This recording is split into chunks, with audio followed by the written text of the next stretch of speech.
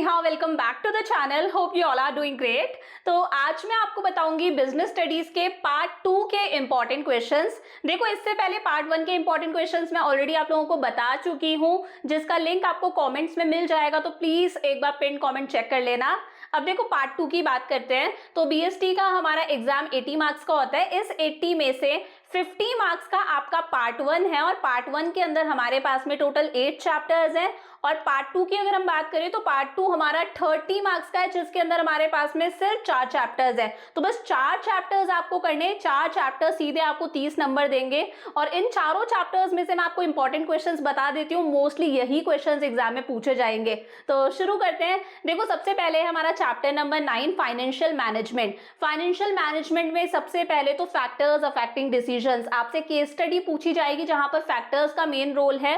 तो factors affecting decision, हमारे पास में 3 डिसीजन है। कौन कौन से?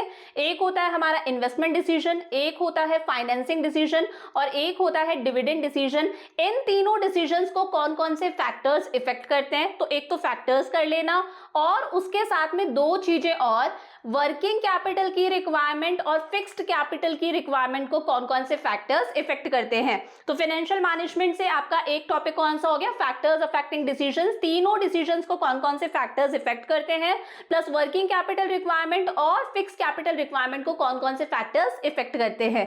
सेकेंड, यहाँ पर आपका एक न्यूमेरिकल बनता है फाइनेंशियल लिवरेज से रिलेटेड, जिसे हम ट्रेडिंग ऑन इक्विटी भी बोलते हैं। तो एक ये न्यूमेरिकल अच्छे से प्रैक्टिस कर लेना। और last and most important, capital structure, और कैपिटल स्ट्रक्चर को कौन कौन से फैक्टर्स इफेक्ट करते हैं। तो ये 3 चीजें हो गई आपके चैप्टर नंबर 9 फाइनेंशियल मैनेजमेंट से। आगे बढ़ते हैं चैप्टर नंबर 10 फाइनेंशियल मार्केट। देखो, इस चैप्टर से बहुत सारी चीजें आपके इस ईयर के सिलेबस के अकॉर्डिंग डिलीटेड हैं, तो सिर्फ जितना मैं बता रही हूं उतना कर लेना, काम बन जाएगा।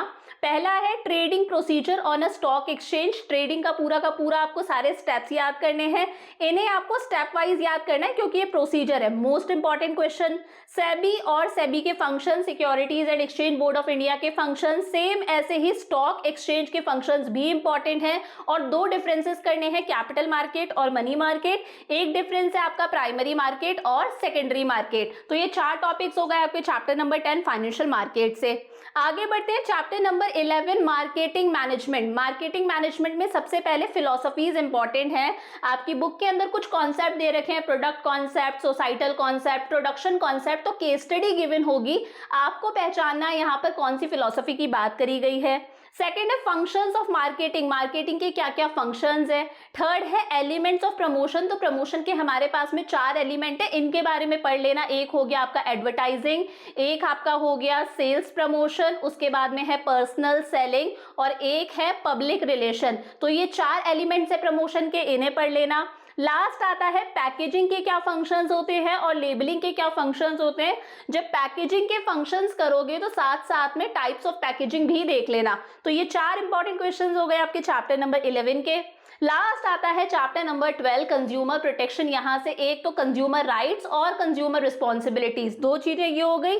लास्ट है redressal agencies, very important. District commission, state commission, national commission, तीनों के बारे में अच्छे से पढ़ लेना।